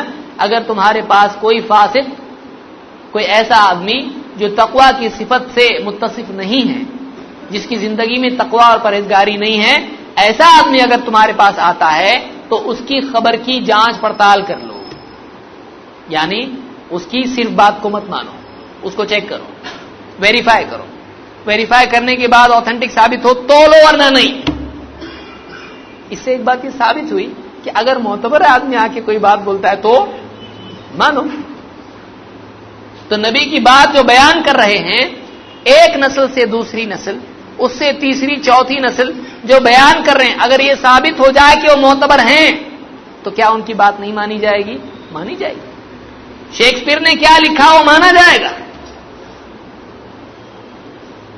ہومر نے کیا لکھا مانا جائے گا، نیوٹن نے کیا لکھا مانا جائے گا، اور کیا کچھ نہیں، پری ہسٹورک چیزیں مانی جائیں گی۔ لیکن اگر نہیں مانا جائے گا تو کیا نہیں مانا جائے گا؟ 1400 سال پرانا جو ایک دم ہی قریب ترین تاریخ ہے، جس کے بارے میں نہیں ماننے والوں نے بھی کہا کہ محمد صلی اللہ علیہ وسلم was born in the full light of history, تاریخ کی مکمل روشنی میں محمد صلی اللہ علیہ وسلم پیدا ہوئے. برٹرن رسل وغیرہ نے یہ بات کہی ہے کہ تاریخ کی مکمل روشنی میں اللہ کے رسول پیدا ہوئے صلی اللہ علیہ وسلم. یہ دوسرے مان رہے، یہ نہیں مان رہے. تو آپ دیکھیے کہ قرآن کی حفاظت کے وعدے کا لازمی تقاضا یہ ہے کہ قرآن کے ساتھ، اس کے الفاظ کے ساتھ، اس کے مفہوم اور عملی انطباق کی بھی حفاظت ہو. اور اللہ تعالیٰ نے محدثین کے ذریعے سے، اور جن کا پہلا طبقہ صحابہ ہیں، اللہ تعالیٰ نے ان اصحاب الحدیث کے ذریعے سے حدیث کی حفاظت کی، جن کی زندگی کا سب سے اہم ترین ڈیوٹی اور جن کی زندگی کا سب سے اہم ترین عمل شب و روز کا یہ تھا حدیث کا سننا، سنانا، پڑھنا، پڑھانا، چیک کرنا اور عام کرنا. تو ایسے معتبر لوگ جو کردار کے سچے تھے، اگر بتا رہے ہیں تو کیوں نہیں مانیں گے بھائی؟ ساری دنیا کی باتیں مان رہے ہیں، BBC مان رہے ہیں اور کیا کچھ نہیں مان رہے ہیں، اور ہم نبی کی بات جو اگر سچے لوگ بتا رہے نہیں مانے، پاگل نہیں تو کیا ہے؟ ایک آدمی جس کا کردار معلوم نہیں ہے، ہاتھ میں مائک لے کے ٹی وی کے سامنے کھڑے ہو کے کچھ بول دیتا ہے، ہاں صحیح ہے چاند پہ گئے، اور چاند پہ جھنڈا لہرا رہا ہے بغیر ہوا کے، کوئی دیکھ رہا نہیں گئے ہوں گے نا تو بول رہے. تو ایک صاحب مجھ سے کہنے لگے کہ میں نے کہا آپ اگر یہ نہیں مانتے تو مجھ کو بتاؤ دنیا گول ہے. بولے ایسا کیسا ہو؟ سب تو مانتے، میں نے سب جھوٹ بول رہے، آپ کو کیسا گارنٹی ہے؟ تو بولے اتنے فوٹو ووٹو سب ہے نا اسپیس کے. میں نے سب جھوٹ نہیں بنا سکتے، میں آپ کو فوٹو شاپ میں اور کالر ڈرا میں کیا کچھ نہیں کر سکتے. فوٹو بنا سکتے جھوٹے، کیوں نہیں بنا سکتے؟ بچوں کی کتابوں میں کیا کچھ نہیں ہوتا ہے. ایسا کیوں کریں گے؟ میں نے صحابہ ایسا کیوں کریں گے؟ اتنے بھولے بھالے لوگ ایسا کیوں کریں گے؟ شراب پینے والے، جوا کھیلنے والے، عورتوں کے ساتھ بدکاری کرنے والے، دنیا بھر کے جھوٹ پیٹ میں بھرنے والے، رشوت لینے والے، دھوکے دینے والے، یہ لوگ ایسا کیوں کریں گے؟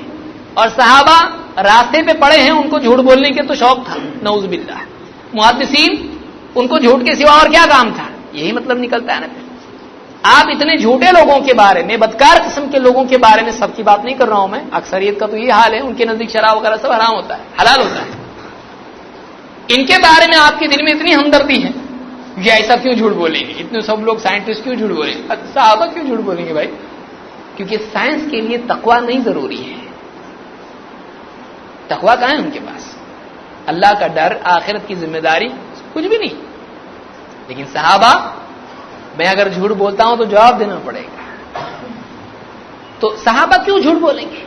جب آپ کہتے ہیں سائنسداں کیوں جھوٹ بولیں گے، تو ہم کہتے ہیں صحابہ کیوں جھوٹ بولیں گے، محدثین کیوں جھوٹ بولیں گے. آپ پھر اسی استدلال پر، اسی بیس پہ کیوں نہیں مانتے حدیث کو؟ کیوں نہیں مانتے اللہ اور اس کے رسول کی بات کو؟ سوچنے کی چیز ہے نا. آدمی بچانے پہ آتا تو کتنا فراغ دل ہو جاتا ہے، اور انکار کرنے پہ آتا تو کیسا انکار کرتا ہے، پورے فلٹر دروازے سب بند کر لیتا ہے. یہ اس کو تعصب کہتے ہیں، اس کو اندھاپن کہتے ہیں. تو ہم کہتے ہیں کہ قرآن کریم کی حفاظت کا وعدہ بلا شبہ یقینی ہے، لیکن قرآن کا زمین پہ آنے کا مقصد یہی تھا کہ لوگ اپنی زندگی کے معاملات میں تفصیلی رہبری حاصل کریں، اور اس کو سمجھانے کی ذمہ داری کس کو دی گئی تھی؟ محمد عربی صلی اللہ علیہ وسلم کو. تو جب متن محفوظ ہے تو تشریح محفوظ نہ ہو تو فائدہ کیا ہے؟ ٹیکسٹ محفوظ ہے، سمجھایا ہوا جو نہیں سمجھ سکتا سمجھائے ہوئے کے بغیر، وہی محفوظ نہیں، تو پھر کیا سمجھے گا؟ تو تشریح بھی محفوظ رکھنا کیا ہے؟ اس کا لازمی تقاضا ہے. ٹھیک ہے. نمبر 2، دوسرا شبہ یہ ہے، اور یہ جو حصہ ہے کہ محفوظ ہے کہ نہیں بھائی، تو میں ایک مستقل درس اس پہ لوں گا، حدیث کی حفاظت کے لیے صحابہ اور محدثین کی کوششیں اور ان کے پیمانے.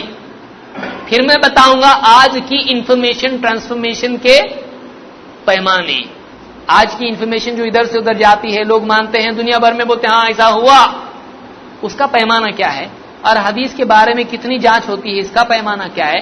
دونوں کا آپ کمپیئر کرو گے تو آپ کو محفوظ ہوگا کہ آج ہم لوگ جو ہے پورے فلٹر چھوڑ کے ساری انفارمیشن لے رہے ہیں، اور حدیث کے لیے تو بہت سات سمندر پار کرنے پڑتے ہیں اس بات کے معتبر ثابت ہونے کے لیے. تو یہ زیادہ کڑا پیمانہ ہے حدیث کا.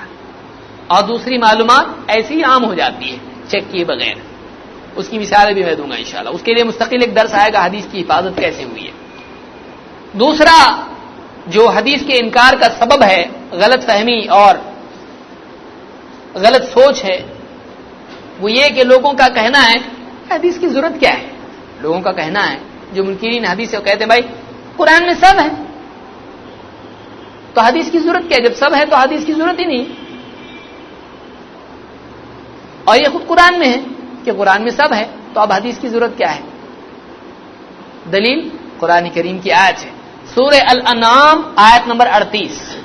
اللہ تعالیٰ قرآن کریم میں فرماتا ہے ما فرطنا فی الکتاب من شیء, ہم نے کتاب میں کوئی بھی چیز چھوڑی نہیں ہے.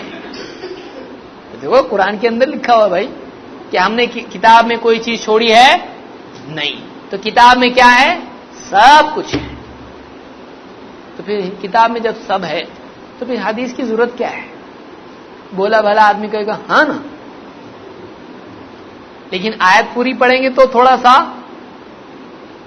ایک قدم واپس پیچھے. آیت کیا ہے وَمَا مِن دَابَّةٍ فِي الْأَرْضِ وَلَا طَائِرٍ يَطِيرُ بِجَنَاحَيْهِ إِلَّا أُمَمٌ أَمْثَالُكُمْ مَا فَرَّطْنَا فِي الْكِتَابِ مِن شَيْءٍ. کوئی بھی جاندار زمین پر جو زمین میں ہے یا کوئی پرندہ جو اپنے پر پھیلائے ہوا میں اڑتا ہے یطیر بجناحیہ جو اپنے پروں پہ اڑتا ہے مگر ہر ایک کی امت ہے جیسی تمہاری ہے. یعنی ان کی بھی کیا ہیں امتیں ہیں تمہاری طرح. یہ گروہ گروہ میں رہتے ہیں اور ہر آدمی جانتا ہے چاہے ہرن ہو یا بکریاں ہوں ریوڑ کی شکل میں یا پرندے ہوتے ہیں سب ایک ساتھ میں جیتے ہیں. ان کی ایک سوسائٹی ان کا ایک معاشرہ ہوتا ہے. ما فرطنا فی الکتاب من شیء, ہم نے کتاب میں کوئی چیز چھوڑی نہیں ہے. اب بتائیے اس میں زمین پر کنگارو کا ذکر قرآن میں کدھر ہے؟ اگر یہ آیت قرآن کے بارے میں ہے تو اللہ نے کیا فرمایا ہم نے کتاب میں کوئی چیز چھوڑی نہیں ہے. جتنے بھی زمین پر جاندار ہیں یا ہوا میں اڑنے والے پرندے ہیں ہم نے سب کا تذکرہ کر رکھا ہے. اگر ہے اس کا مطلب یہ قرآن میں تو قرآن میں کنگارو کا ذکر کدھر ہے؟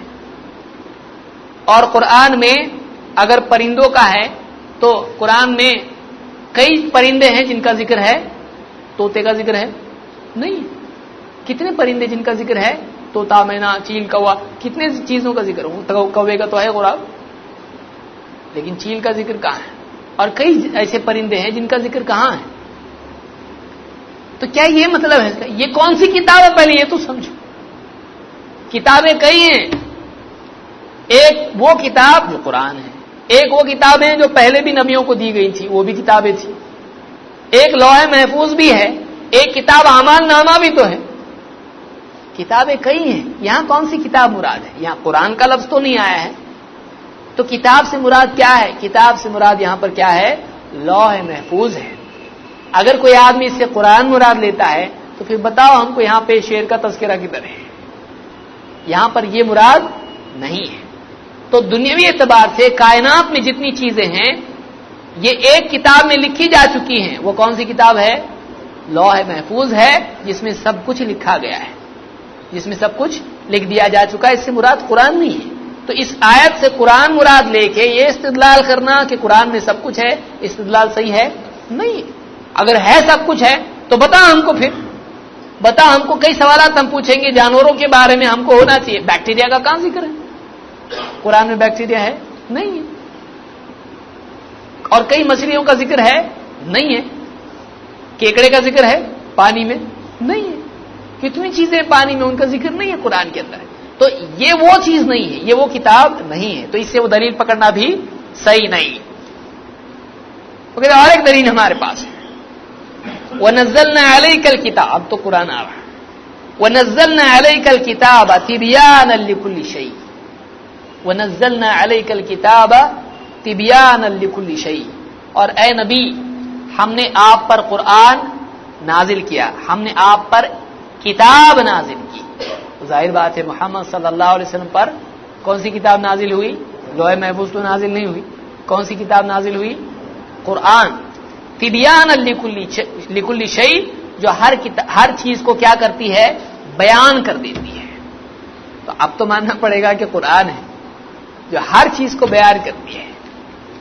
تو یہاں پر اولاً تو ہم ان سے کہیں گے کہ کیا آپ قرآن کے لٹرل میننگ لیتے ہو؟ ہاں. تو ہر چیز کو بیان کرتی ہے صرف دنیاوی چیزیں ہیں یا دینی؟ کیونکہ ہر چیز اس میں آ رہا ہے. وہ کہیں گے نہیں دنیاوی نہیں ہے دینی ہے. اگر وہ کہیں گے دنیاوی بھی آتا ہے اس میں تبیان لکل شیء، تو ہم کہیں گے بھائی کمپیوٹرز کی ٹربل شوٹنگ کیسے کرتے ہیں قرآن میں؟ یا گھر کیسے بناتے ہیں؟ آٹا کیسے گوندتے ہیں؟ نہیں ہے. پیڑ کیسے لگاتے ہیں؟ نہیں ہے. تو کہیں گے نہیں اس میں دنیا کا نہیں ہے، اس میں کائے کا ہے؟ دین کا ہے. تو جیسے آپ نے ایک فیلڈ چھوڑ کے ایک فیلڈ چنی، جبکہ قرآن میں ہی کیا ہے؟ ہر چیز. تو آپ نے ہر چیز سے کیا کیا؟ کہا نہیں ہر چیز نہیں، دین کی چیز دنیا کی نہیں. تو آپ نے ہر کو کیا کیا؟ کاٹ کے آدھا آدھا کیا کہ نہیں کیا؟ اللہ نے تو آپ کو نہیں کہا تھا کہ ہر کو آپ دو ٹکڑوں میں تقسیم کرو، دنیا کا دین کا. لیکن آپ نے کیا کیا؟ اپنی عقل سے کہا کہ نہیں اس سے مراد دین کی چیزیں ہیں دنیا کی نہیں. تو اگر ہم دین کی چیزوں میں کہیں کہ قرآن واضح کرتا ہے تفصیل نہیں دیتا ہے، اس کو یاد رکھیے. تبیان کا کیا مطلب ہوتا ہے؟ جس سے فرق کرنا آ جائے. حق اور باطل میں فرق کرنے کے لیے قرآن کافی کتاب ہے. کفر کیا ہے، ایمان کیا ہے، حق باطل کا فرق کرنے کے لیے کہ یہ سیدھا راستہ ہے یہ غلط راستہ ہے، جس کو اللہ نے الفرقان کہا ہے. کہ جو قرآن کیا ہے؟ الفرقان ہے، جو حق اور باطل میں فرق کرتا ہے. اس کو تبیان بھی آپ کہہ سکتے ہیں. تبیان کے معنی کیا ہے؟ بیان پر سے ہے، بیان بانا سے ہے. بانا کا مطلب ہوتا ہے کلیئر واضح ہو جانا، فرق ہو جانا. یہ روشن ہے یہ اندھیرا ہے، یہ اچھا ہے یہ برا ہے، یہ صحیح یہ غلط ہے، یہ حق ہے یہ باطل ہے. تو وہاں تک تو ٹھیک ہے، لیکن حق کی تفصیل قرآن میں سب نہیں ہے. ایک صاحب پوچھنے لگے قرآن میں سب ہے کہ نہیں ہے؟ یہی انکار حدیث والے حضرت. میں نے کہا قرآن میں نصیحت کے لیے سب کچھ ہے لیکن احکام کی پوری تفصیل نہیں ہے. اور کیا بول رہے ہیں آپ؟ میں نے کہا قرآن میں اللہ تعالیٰ نے کہا ذکر کیا، اللہ نے کیا فرمایا؟ رسولوں پر تو ایمان لانا ہے نا سب. قرآن میں اللہ نے رسولوں کی پوری لسٹ بھی نہیں دی ہے. اللہ نے کیا فرمایا؟ وَرُسُلًا قَدْ قَصَصْنَاهُمْ عَلَيْكَ مِنْ قَبْلِ وَرُسُلًا لَمْ نَقْصُصْهُمْ عَلَيْكَ. اور رسول جو پچھلے رسول ہیں ان میں سے ہم نے کئی ایک کا تذکرہ آپ کے سامنے بیان کیا ہے جو اس سے پہلے گزر چکے، اور ایسے بھی رسول ہیں جن کے واقعات جن کا قصہ ہم نے آپ سے بیان نہیں کیا ہے. تو معلوم ہوا کئی رسول تھے جن پر ایمان تو لانا ہے لیکن ان کے قصے بیان ہوئے قرآن میں نہیں. تو رسول دینی حیثیت سے تھے، ان کی ساری تفصیل بھی قرآن میں نہیں ہے. کیونکہ کئی رسول اللہ کے آئے لیکن کیا قرآن میں تمام رسولوں کی تفصیل ہے؟ نہیں ہے. تو اس سے معلوم ہوا قرآن میں سب کچھ کہنا غلط بات ہے. ہاں قرآن میں جملہ یاد رکھیے، قرآن میں اجمالاً سب کچھ ہے، تفصیلاً سب کچھ نہیں ہے. یاد رکھیں گے اس کو، اتنا یاد رکھیے آپ. اجمال کس کو کہتے ہیں؟ ان شارٹ قرآن میں سب ہے لیکن ان ڈیٹیل قرآن میں نہیں ہے سب کچھ. اللہ نے کہا رسول کی مانو اور رسول کو سب کچھ ڈیٹیل دے دی. تو اللہ نے دیا کہ نہیں دیا؟ دیا. تو رسول کی مانو ایک مین حکم دے دیا اجمالی، اور رسول کو تفصیل سکھا دی اور رسول کو ساری تفصیل بتا دی. اب رسول صلی اللہ علیہ وسلم اس حکم کے تابع قرآن کے احکام کی تفصیل سمجھاتے ہیں. تو اللہ نے سب کچھ دے دیا، قرآن میں اجمالاً دیا کہ نماز قائم کرو، اقیم الصلاۃ لدلوک الشمس. قرآن میں اجمالاً حکم دے دیا گیا. وَأَتِمُّ الْحَجَّ وَالْعُمْرَةَ لِلَّهِ، حج اور عمرہ اللہ کے لیے پورا کرو. اللہ نے حکم دے دیا، یا اور بھی کئی حکم دے دیے، لیکن وہ حکم کیسے دی اللہ نے؟ اجمالی، ان شارٹ دی. اس کی ڈیٹیل کس کو دی؟ اللہ کے رسول صلی اللہ علیہ وسلم کو. تو قرآن میں اللہ نے اجمالاً سب بیان کر دیا لیکن اس کی تفصیل کس کو دی اللہ نے؟ محمد رسول اللہ صلی اللہ علیہ وسلم کو، تو اللہ نے شریعت پوری دی، لیکن اجمال قرآن میں ہے اور تفصیل کیا ہے؟ حدیث میں ہے۔ سمجھ میں آ رہی بات؟ تو اس اعتبار سے ہم کہیں کہ نصیحت کی ساری باتیں قرآن میں ہیں، لیکن شرعی احکام کی تفصیل ہر چیز کی قرآن میں ہے نہیں ہے۔ اب آگے آؤں گا میں انشاءاللہ کہ انکار حدیث پہ کیا مصیبتیں آتی ہیں۔ تو اس آیت میں آپ دیکھیں کہ اگرچہ اللہ نے کہا کہ ہم نے اس کتاب میں سب کچھ واضح طور پر بیان کیا ہے، لیکن واضح طور پر بیان کرنے کا یہ مطلب نہیں کہ ہر چیز کی تفصیل ہو۔ ہاں، اس کا یہ مطلب ہے کہ حق اور باطل میں فرق کرنے کے لیے جتنی انفارمیشن انسان کو چاہیے اللہ تعالیٰ نے قرآن میں دے دی ہے۔ ایک آدمی قرآن پڑھے گا تو حق اور باطل میں فرق کرنا اس کے لیے کیا ہوگا؟ آسان ہو جائے گا، لیکن تفصیل ڈیٹیل حدیث میں ملے گی، قرآن میں نہیں ملے گی۔ مثال کے طور پر اللہ تعالیٰ نے قرآن کریم میں فرمایا الم تر کیف فعل ربک باصحاب الفیل، کیا تم نے نہیں دیکھا کہ اللہ تعالیٰ نے ہاتھی والوں کے ساتھ کیا کیا؟ آدمی بولے گا ہاتھی پالنا کہ نہیں پالنا، کیونکہ ہاتھی والوں کے ساتھ کیا کیا ہم کو وارننگ آ رہی ہے۔ کیا اس کی تفصیل موجود ہے؟ نہیں۔ کون ہاتھی والی بھائی؟ تو سب جانتے ہیں کہ آؤٹ آف قرآن یہ انفارمیشن ہے کہ ابرہا اور اس کا لشکر آیا تھا اور وہ چاہتے تھے کہ اللہ کے گھر کعبہ کو ڈھائیں۔ الم یجعل کیدہم فی تضلیل، پہلی آیت میں ہاتھی والے کون ہیں؟ نہیں معلوم، قرآن میں ہے نہیں۔ دوسری آیت میں ہے الم یجعل کیدہم فی تضلیل، کیا ہم نے ان کی چال کو بھٹکا نہیں دیا، ناکام نہیں کر دیا؟ چال کیا تھی؟ معلوم نہیں، قرآن میں ہے نہیں۔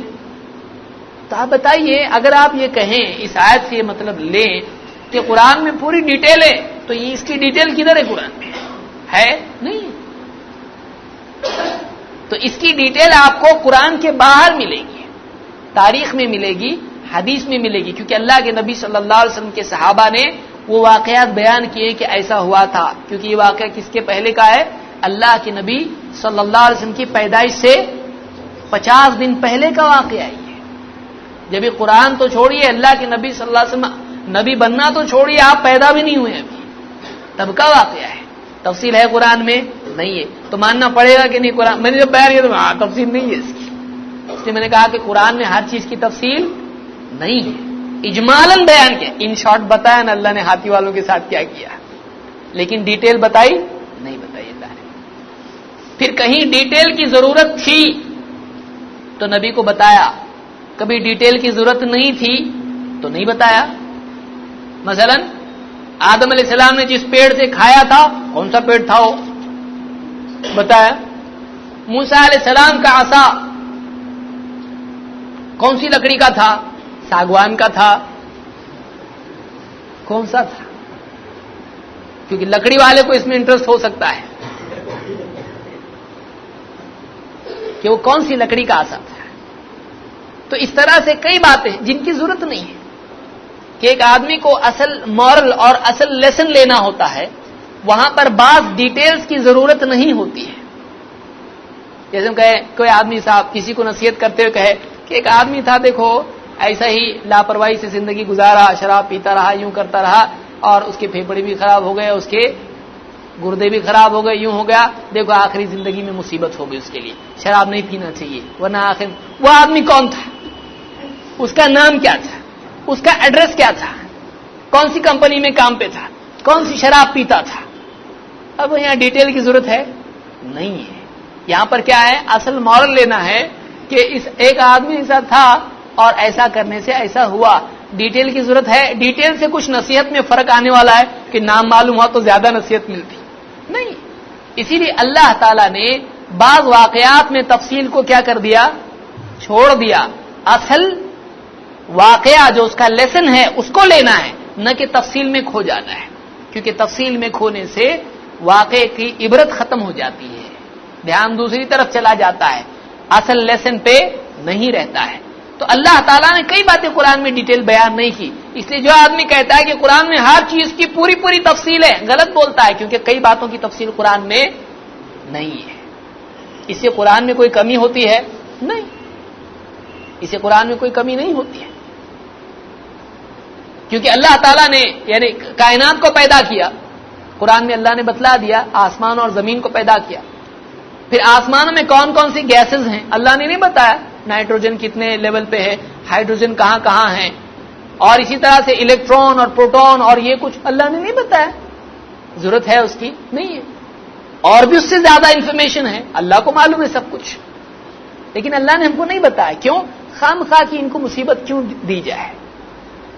جس معلومات سے ان کے تقویٰ کا تعلق نہیں ہے، ان کی آخرت کا تعلق نہیں ہے، اس معلومات کا بوجھ ان پہ لوڈ کیوں ڈالا جائے؟ اللہ نے آسانی کے لیے بہت ساری چیزیں نہیں بتائی. تو اللہ تعالیٰ نے بہت کچھ قرآن میں نہیں بھی بتایا. قرآن کی ان آیات سے یہ مطلب لینا کہ قرآن میں سب کچھ ہے یہ غلط ہے. یہ کیا ہے؟ یہ غلط ہے. تو اللہ تعالیٰ نے جیسا یہ سب کچھ نہیں بتایا اور آپ یہ میننگ لیتے ہو کہ قرآن میں سب کچھ ہے، ہاں دنیا کا نہیں ہے، ڈیٹیل بہت ساری نہیں ہے، آیت میں تو سب کچھ ہے نا، تو آپ نے عام کو خاص کیا نا، آپ نے لمیٹڈ دین کے لیے کیا نا، ہم اس کو اور بھی لمیٹڈ کریں تو پرابلم کیا ہے؟ لمٹ کرنے کا حق آپ کو ہے، ہم کو نہیں ہے. ہم کا اجمالاً سب کچھ ہے لیکن کچھ تفصیل نبی کے بھی پاس ہے. آپ کہیں کہ قرآن میں کچھ دنیا کے بارے میں نہیں ہے، دین کے بارے میں ہے، تو آپ جب اس میں سے خاص و عام کر سکتے ہو، اس میں سے حد بندی کر سکتے ہو، تو ہم حد بندی کیوں نہیں کر سکتے ہیں؟ سمجھ میں آ رہی بات؟ جو لوگ اس فیلڈ میں ہیں ان کو آسانی سے سمجھ آ رہا ہوگا، لیکن بعض اوقات یہ عموم اور خصوص اور اس طرح کی ساری چیزیں ہیں، بعض لوگوں کی سمجھ میں نہیں آئیں گی. بیسیکلی اس درس کا جو اصل ٹارگٹ آڈینس ہیں وہ لوگ ہیں جو سر ٹکرا رہے ہیں منکرین حدیث سے. ان کو یہ برابر سمجھ میں آتا ہے. کچھ لوگوں کو نہیں سمجھ میں آتا ہے تو میں معذرت چاہوں گا کہ جن کی سمجھ میں یہ قاعدے وغیرہ اور تفصیلی باتیں نہیں آتی ہیں وہ اس کو سنیں، کبھی نہ کبھی کام آئے گا، کبھی نہ کبھی آپ کو کام آئے گا. تو یہ دو باتیں آج کے درس میں میں نے بیان کی. انشاءاللہ اس کے آگے ان کے اگلے اعتراضات، شبہات، غلط فہمیاں، اخطاء، غلط پیمانے، غلط سوچ کا طریقہ، اس پہ اگلے درس میں ہم انشاءاللہ گفتگو کریں گے. سبحان اللہ بحمدہ، سبحانک اللہم و بحمدک، اشہد ان لا الہ الا انت، استغفرک.